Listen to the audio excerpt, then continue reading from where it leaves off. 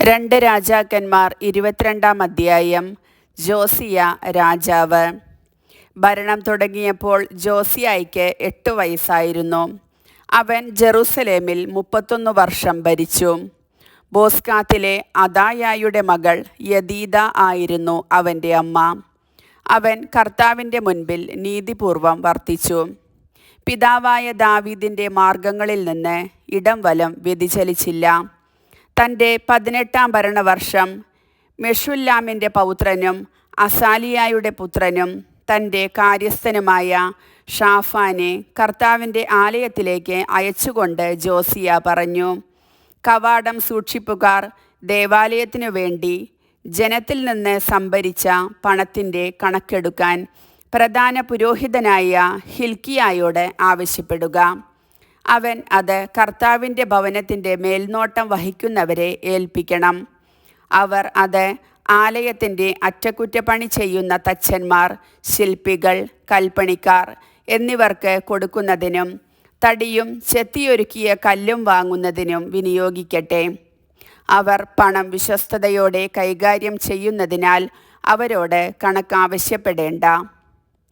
നിയമഗ്രന്ഥം കണ്ടെത്തുന്നു. കർത്താവിൻ്റെ ഭവനത്തിൽ താൻ നിയമഗ്രന്ഥം കണ്ടെത്തിയിരിക്കുന്നു എന്ന് പ്രധാന പുരോഹിതൻ ഹിൽക്കിയ കാര്യസ്ഥൻ ഷാഫാനോട് പറഞ്ഞു. അവൻ അത് വാങ്ങി വായിച്ചു. കാര്യസ്ഥൻ ഷാഫാൻ രാജാവിൻ്റെ അടുത്ത് ചെന്ന് പറഞ്ഞു: അങ്ങയുടെ ദാസന്മാർ ആലയത്തിലുണ്ടായിരുന്ന പണം മുഴുവൻ ദേവാലയത്തിൻ്റെ മേൽനോട്ടക്കാരെ ഏൽപ്പിച്ചു. പുരോഹിതൻ ഹിൽക്കിയ ഒരു ഗ്രന്ഥം തന്നയച്ചിട്ടുണ്ട്. ഷാഫാൻ അത് രാജാവിൻ്റെ മുൻപിൽ വായിച്ചു. നിയമഗ്രന്ഥം വായിച്ചു കേട്ടപ്പോൾ രാജാവ് വസ്ത്രം കീറി. പുരോഹിതൻ ഹിൽക്കിയ ഷാഫാൻ്റെ പുത്രൻ അഹീക്കാം, മിൽക്കായായുടെ പുത്രൻ അക്ബോർ, കാര്യസ്ഥൻ ഷാഫാൻ, രാജസേവകൻ അസായ എന്നിവരോട് രാജാവ് കൽപ്പിച്ചു: എനിക്കും ജനത്തിനും യൂദാ മുഴുവനും വേണ്ടി നിങ്ങൾ പോയി കണ്ടുകിട്ടിയ ഈ ഗ്രന്ഥത്തിലെ വചനങ്ങളെക്കുറിച്ച് കർത്താവിനോട് ആരായുവിൻ. നമ്മൾ ചെയ്യണമെന്ന് ഈ ഗ്രന്ഥത്തിൽ ആവശ്യപ്പെട്ടിരിക്കുന്ന കാര്യങ്ങൾ നമ്മുടെ പിതാക്കന്മാർ അനുസരിക്കാതിരുന്നതിനാൽ കർത്താവിൻ്റെ ഉഗ്രകോപം നമുക്കെതിരെ ജ്വലിക്കുന്നു. അതിനാൽ പുരോഹിതൻ ഹിൽക്കിയ, അഹീക്കാം, അക്ബോർ, ഷാഫാൻ, അസായ എന്നിവർ ഹാർഹാസിൻ്റെ പൗത്രനും തിക്വായുടെ പുത്രനും വസ്ത്രം സൂക്ഷിപ്പുകാരനും ആയ ഷല്ലൂമിൻ്റെ ഭാര്യ ഹുൽദ പ്രവാചികയുടെ അടുത്ത് ചെന്ന് അവളോട് സംസാരിച്ചു. അവൾ ജെറുസലേമിൻ്റെ പുതിയ ഭാഗത്താണ് താമസിച്ചിരുന്നത്.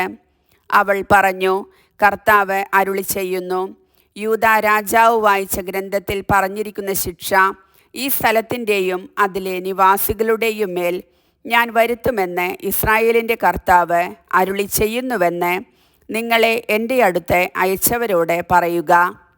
അവർ എന്നെ ഉപേക്ഷിച്ച് അന്യദേവന്മാർക്ക് ധൂപാർച്ചന നടത്തി. തങ്ങളുടെ കരവേലകളാൽ അവർ എന്നെ പ്രകോപിപ്പിച്ചു. അതിനാൽ എൻ്റെ കോപം ഈ സ്ഥലത്തിനെതിരെ ജ്വലിക്കും, അത് ശമിക്കുകയില്ല.